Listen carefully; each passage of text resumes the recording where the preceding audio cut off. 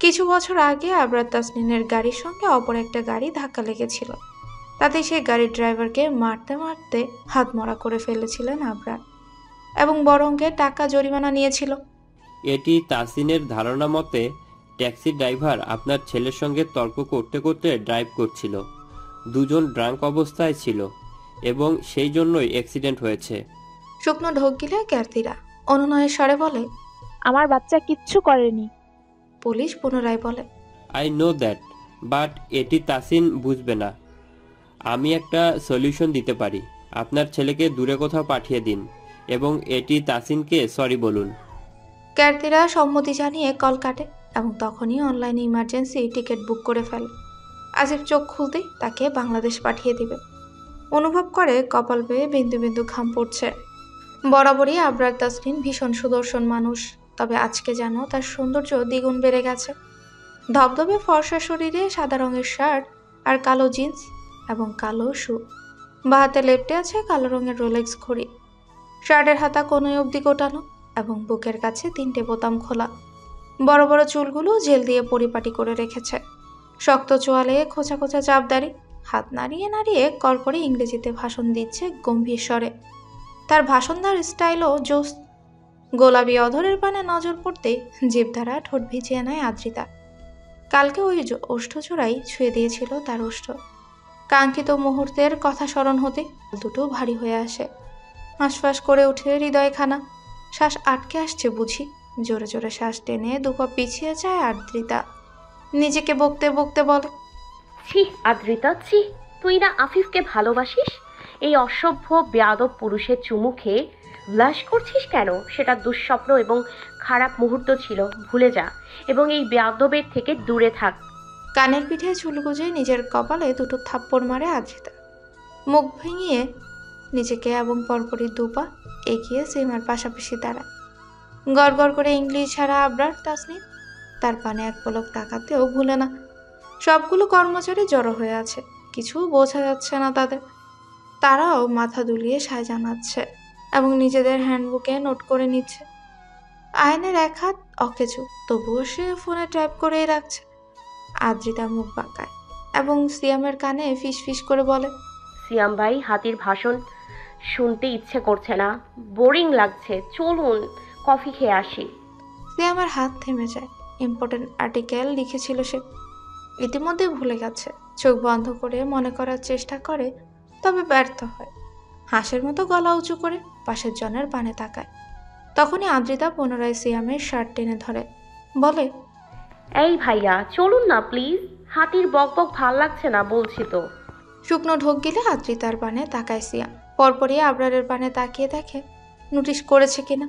তারপর অসহায় ভঙ্গিতায় বলে, কফি খাই না আমি, অ্যালার্জি আছে। আদ্রিতা বোধহয় বিরক্ত হলো। সিয়ামের হাত থেকে টান দিয়ে নোটবুক নিয়ে নেয় এবং বলে, আপনি দাঁড়িয়ে থাকবেন, আমি খাবো, চলুন। সিয়াম দুহাত জোর করে বলে, প্লিজ মা। আদ্রিতাও সেম প্রসেসে জবাব দেয়, প্লিজ ভাইয়া, বোরিং ফিল করছি আমি। সিয়াম কিছু একটা চিন্তা করে বলে, তুমি কেবিনে গিয়ে বসো, আমি কফি নিয়ে আসছি। আদ্রিতা মুচকি এসে সেই কেবিনের দিকে পা বাড়ায়। হাতে এখনও সিয়ামের নোটবুক, সেটা দিয়ে যায়নি। অসহায় সিয়াম বিড়বিড় করে আওড়ায়, এই জামাই বউ দুজন মিলে আমাকে শহীদ দিবস বানিয়ে ছাড়বে। ঘন্টা বেরোবে একইভাবে দাঁড়িয়েছিল আদ্রিতা। বড়ই নির্দয় এবং বেয়াদব লোক আবরার তাসনিন। নিজে আরাম করে নরম কেদারায় বসে ভাষণ ছাড়ছে আর বাকিদের দাঁড় করিয়ে রেখেছে। শালা হনুমান, জীবনও বউ জুটবে না তোর কপালে, অভিশাপ দিলাম। সিয়াম ভাইদেরও বলিহারি, এমন অত্যাচার সহ্য করে এই লোকের অফিসে কাজ করার কি দরকার? বিড়বিড় করতে করতে ঢুকে পড়ে কেবিনে। কোনো দিক না তাকিয়ে সোজা গিয়ে বসে নরম কেদারায়। পরপরই গায়ে লিয়ে দেয়, আরামে চোখ বন্ধ করে বলে, অ্যানি রে, তোকে আনলে তুই দেখতে পেতিস কেমন সুন্দর এই অফিস, কয়েকটা সেলফি তুলতে পারতাম তোর সাথে। মিটিং শেষ হতে ঘন্টাখানিক সময় লেগেছে। স্টাফরা বড়ই ক্লান্ত। আবরার তাসনিন এন্ড বলার সঙ্গে সঙ্গে যে যার কেবিনে ফিরে গেছে। সিয়াম কাচুমাচু হয়ে দাঁড়িয়েছিল, মাথায় তার বিশাল টেনশন। টপিক নোটস করতে পারেনি, এবার কি হবে? আবরার তাসনিনের ঝাড়ি থেকে কে বাঁচাবে? Excuse me sir, can I help you? Siam বড় বড় নয়নে তাকায় মেয়েটার পানে। মানে একটা মেয়ে এসে তাকে বলছে হেল্প লাগবে কিনা। এতদিন এই অফিসে রয়েছে, কোনোদিন তো একটা কুকুরও সাথে কথা বলতে আসলো না। আর আজকে সুন্দরী একটা মেয়ে, আজকে কি একটু বেশি হেন্ডু লাগছে নাকি? হায়নায় থাকলে একটু দেখে নেওয়া যেত। ওহো, সিয়ামের গুডনেস, হেন্ডু সিয়াম জিন্দাবাদ, মেয়েটা পুনরায় বলে। অ্যাকচুয়ালি আমি নোটিশ করেছি একটা মেয়ে আপনার নোটবুক নিয়ে গিয়েছে। স্যার ভীষণ স্ট্রিক্ট, জানতে পারলে রেগে যাবে। জাস্ট মেয়েটার কথা শেষ হওয়ার আগে সিয়াম বলে, হ্যাঁ হ্যাঁ, লাগবে হেল্প। তোমার আপনার নোটবুক দিবেন একটু, কালকে দিয়ে দিব। মেয়েটা মুচকি হাসে এবং নোটবুক সিয়ামের পানে এগিয়ে দিয়ে বলে। ঠিক আছে। সিয়াম সেটা হাতে নিয়ে বলে। আপনার ফোন নাম্বার? ততক্ষণে মেয়েটা চলে যায়।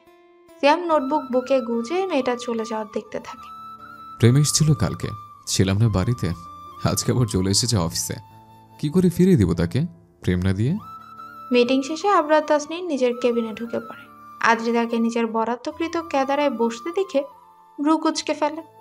কাচের তৈরি টেবিলে পা তুলে দিয়েছে যেন এই রাজ্যের রানী সে। আদ্রিতা সামান্য চোখ খুলে দেখে নেয় আবরারকে এবং পুনরায় চোখ বন্ধ করে নেয়। কিছুতেই সে উঠবে না এখান থেকে, প্রয়োজনে ঘুমের ভান ধরে আজীবন পড়ে থাকবে। একটু নাক ডাকার অ্যাক্টিং করলে কেমন হয়? অভিনয়খানা জমে যাবে নিশ্চয়। নিজের বুদ্ধির তারিফ করে নাক ডাকা শুরু করে। আবরার বিরক্ত হয়, বিড়বিড় করে আওড়ায়, ইডিয়েট। আদিতার থেকে নজর ফিরিয়ে অন্য চেয়ার দখল করে নেয়। পরপরই আমান, আহাদ এবং ইভান ঢুকে পড়ে। ক্লান্ত ভঙ্গিমায় সোফায় বসে পড়ে সকলে। তখনই হন্তদন্ত হয়ে ঢুকে পড়ে সিয়ামও, মুখে তার লাজুক হাসি। মেয়েটি আসলো, আমার সামনে দাঁড়ালো, তারপর জড়িয়ে ধরে ডিরেক্টলি বলল, সিয়াম, আমি তোমাকে ছাড়া বাঁচব না। তুমি আমার শেষ এবং মহাশেষ ভালোবাসা। আমি বললাম, ছাড়ুন প্লিজ, আমার লজ্জা লাগছে, কেউ দেখে ফেলবে। কিন্তু মেয়েটা ছাড়ছেই না। কি একটা ঘটনা ঘটে গেল আমার সাথে, লজ্জা মুখ দেখাতে পারছি না আমি। আবরার ফোন দেখছিল গভীর মনোযোগ দিয়ে। এবার ফোন রেখে ছোট্ট ছোট্ট নয়নে তাকায় সিয়ামের পানে। আমান গালে হাত দিয়ে হা করে তাকিয়ে আছে। আহাদ চেয়ার থেকে প্রায় পড়েই যাচ্ছিল। অনেক কষ্টে নিজেকে সামলে নেয়। ইভান শুকনো ঢোক গিলে। সিয়াম পুনরায় বলে, তোরা বুঝিস না নিশ্চয়ই। আরে ইয়ার, জীবনে প্রপোজ পেয়েছিস যে শর্টকাট কথা বুঝবে?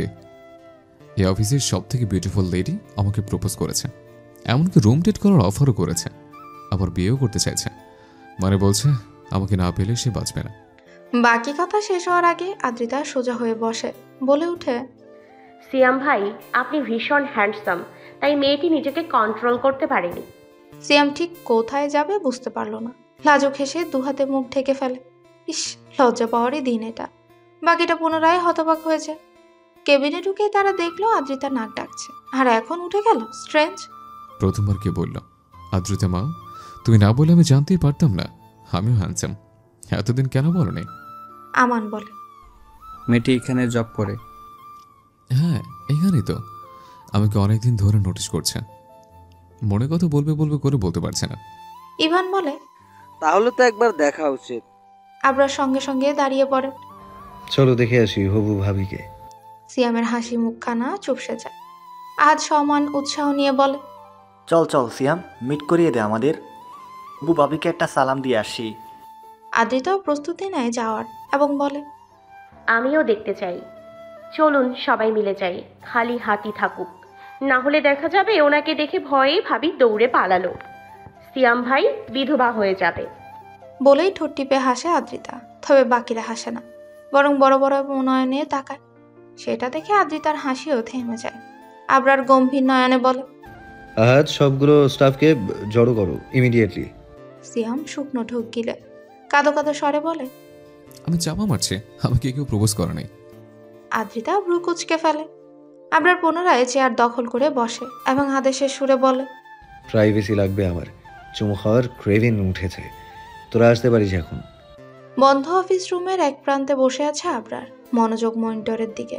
মুভি চলছে, কি মুভি ঠিক বুঝতে পারছে না আদ্রিতা। অশ্লীল ড্রেস আপ, মাঝে মধ্যে চুমুর দৃশ্য ফুটে উঠছে। হিরো হিরোইন সুন্দর দেখতে, তবে কথায় কথায় চুমু কেন খায় বুঝে উঠতে পারে না আদ্রি। আবরার তাসনিন বেশ এনজয় করছে মুভিটা, ঢের বুঝতে পারছে আদ্রিতা। তবে তার লজ্জা লাগছে। বদ্ধ করে দুজন নরনারী একসঙ্গে মুভি দেখা মোটেও শোভনীয় নয়। এই মুহূর্তে মুভির পজিশন ভালো ঠেকছে না। কথা বুঝতে না পারলেও এটা বুঝতে পারছে অস্বাভাবিক কিছু ঘটবে এখন। শুকনো ঢোক গিলে গলা ভিজিয়ে নেয়। মনিটর স্ক্রিন থেকে দৃষ্টি সরানোর প্রস্তুতি নিচ্ছে। ঠিক তখনই অপ্রতিকর দৃশ্য ফুটে ওঠে। কেঁপে ওঠে আদ্রিতার সত্তা, দাঁড়িয়ে পড়ে এবং বড় বড় পা ফেলে কক্ষের শেষ প্রান্তে চলেছে। সেখানে সুন্দর বারান্দা রয়েছে, তবে বন্ধ দরজার কারণে প্রবেশও করা যাচ্ছে না। আদ্রিতা পর্দা মুঠো করে ধরে জোরে জোরে শ্বাস টানেন। হাই রে পাগলি আদ্রিতা, তুই কেন লোকটার সঙ্গে রয়ে গেলি? জানিস না সে নির্লজ্জ এবং বেহায়া? মনে মনে নিজেকে বকাও দেয় সে। অ্যাকচুয়ালি তখন সবাই বেরিয়ে গেলেও আদ্রিতা যায় না। এমনটা নয় যে আবরার তাকে থাকতে বাধ্য করেছে, ইচ্ছে করে থেকে গেছে। কিছু কথা বলবে আবরারকে এবং সেগুলো বলা জরুরি। কক্ষ খালি হতেই লোকটা কিবোর্ডে আঙ্গুল চালিয়ে দেয় আর একখানা মুভি প্লে করে। আদ্রিতা কতবার বলল কিছু কথা বলতে চাই। হাতির বাচ্চা, গরিলা, সেসব কানেই তুলল না।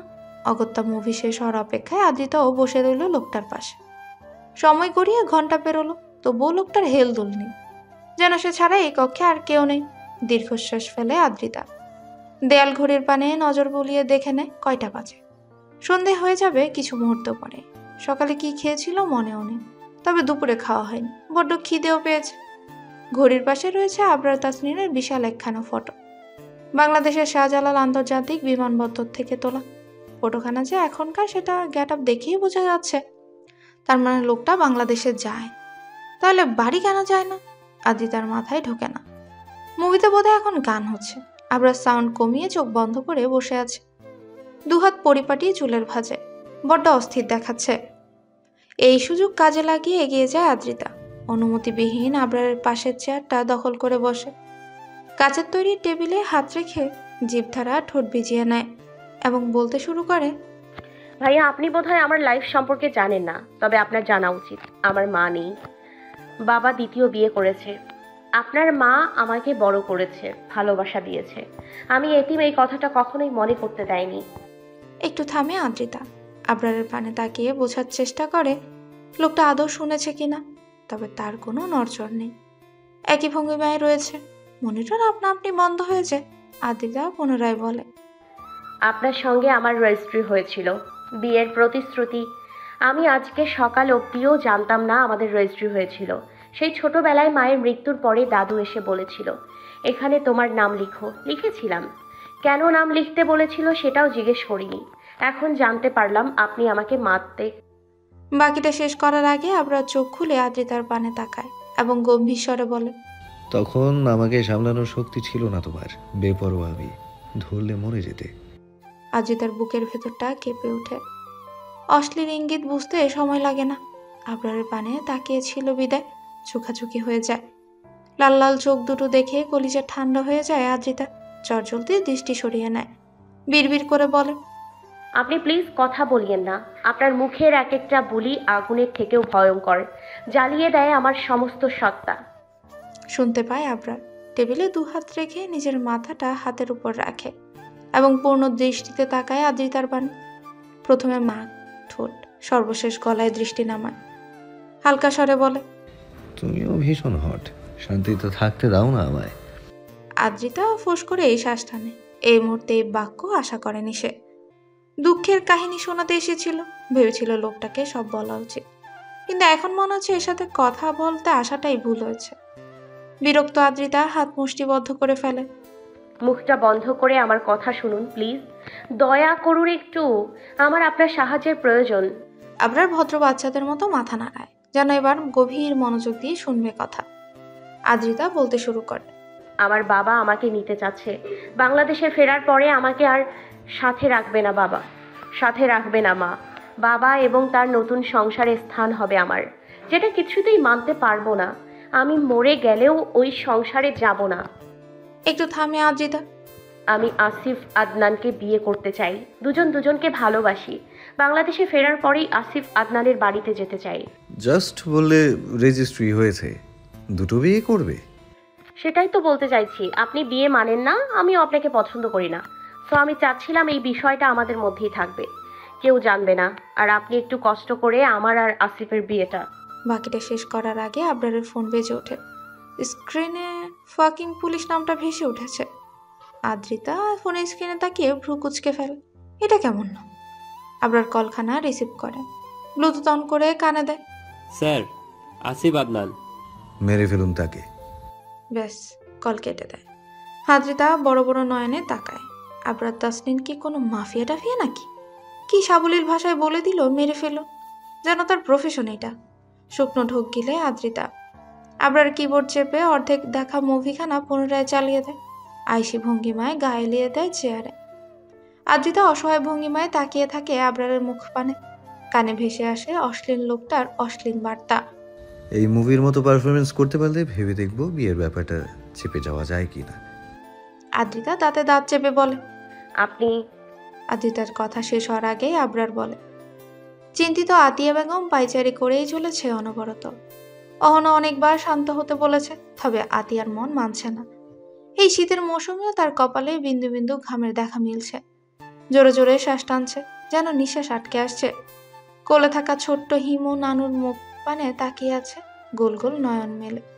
ছোট্ট হাতখানা মুখে পুড়ে চুষছে এবং নানুকে দেখছে, যেন জানতে চাচ্ছে তোমার এই চিন্তার কারণ কি নানু। আতিয়া বেগমের কানে ফোন। কল বেজেই চলেছে, কিন্তু রিসিভ হচ্ছে না। ইতিমধ্যে 50 বার কল করেছে, প্রতিবারই বাজতে বাজতে কেটেছে। আদ্রিতা তো এমন উদাসীন মেয়ে নয়, মাকে না বলে তো কোথাও যায় না। তাহলে আজকে কি হলো? কোনো বিপদে পড়লো নাকি? নতুন দেশ, কিছুই তো চেনে না।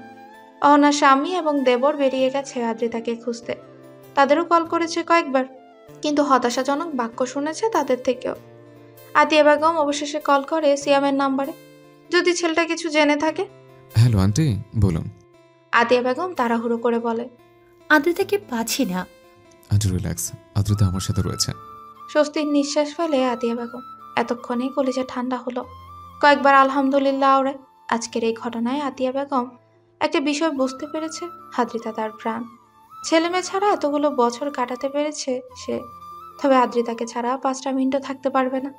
সোফায় বসে পড়ে আতিয়া, হিমুকে শুয়ে দিয়ে হাতের উল্টো পিঠে মুছে নেয় চোখের পানি। আমি আজকে ফিরতে পারবো না। আদ্রিতাকে এখানে দিয়ে যেও, আমার কাছে একা ছেড়ো না। না না আন্টি, আজকে আমাদের সাথে থাকবেও। বারবিকিউ পার্টি আছে, কালকে দিয়ে আসবো। ঠিক আছে, দেখে রাখো, বড্ড চঞ্চল সে। কল কেটে দেয় সিয়াম। ফোনখানা অনাদরে ফেলে রাখে টেবিলে। গালে হাত দিয়ে ফুস করে শ্বাস টানে। মনের মধ্যে একখানা কবিতা আঁকুপাকু করছে, কিন্তু মুড খারাপ বলে মন থেকে বের করছে না। জীবনটা বড়ই বেদনার। সেই মেয়েটা ফ্রেন্ড রিকোয়েস্ট পাঠিয়েছে আয়নকে। একটু আগে আয়নের ফোনখানা চেক করেছে সিয়াম। মেসেঞ্জারে ঢোকার সঙ্গে সঙ্গেই দেখতে পেয়েছে মেয়েটার মেসেজ। এত এত মেসেজ দিয়ে ভরিয়ে রেখেছে আয়নের মেসেজ বক্স। আয়ন অবশ্য রিপ্লাই করে না, নারী জাতি বড় অহংকারী। সাহায্যের হাত বাড়িয়ে ঘন্টা বাজিয়ে দিল সিয়ামের মনে, আর মেসেঞ্জার স্মরণ করে আয়ানকে। বড়ই দুঃখজনক বিষয়। আয়ান আয়েশ করে কফির মগে চুমুক দিচ্ছে, যেন এই মুহূর্তে কফি খাওয়া ছাড়া আর কোনো কাজই নেই তার। আহাত ফেসবুকে স্ট্যাটাস দিচ্ছে, আমি সিঙ্গেল। কারা ঘোড়া কোনো প্রতিবন্ধী সিঙ্গেল আছো? থাকলে নখ দিও, সুখ দুঃখের আলাপ করব। ইভান সেই পোস্টে হাহারি এক দিয়ে কমেন্ট করেছে, আছে ভাই আছে। বাংলাদেশের ক্রিম আপা, সুমাইয়া আপা, রানু মণ্ডল, মিস চকলেট সহ আরও কিছু টিকটক প্রতিবন্ধী সিঙ্গেল আছে। তখনই আদ্রিতা বেরিয়ে আসে আবরারের কেবিন থেকে। হাঁটার গতি বলে দিচ্ছে ভীষণ রেগে আছে সে, যেন এক্ষুনি বোম ফাটাবে। সিয়াম নড়ে চড়ে সোজা হয়ে বসে। আহাদ এবং ইভান ফোন রেখে মনোযোগ দিয়ে তাকায় আদ্রিতার পানে। ভয়ঙ্কর এক সিনেমা শুরু হয় এক্ষুনি। আমি আর এখানে থাকবো না, দিয়ে আসুন মায়ের কাছে। আবরার তাসনিম লোকটা প্রচুর খারাপ, চরিত্রহীন। এই লোকের আশেপাশে থাকাও পাপ। রাগে ফুসফুস করতে করতে বলে আদ্রিতা।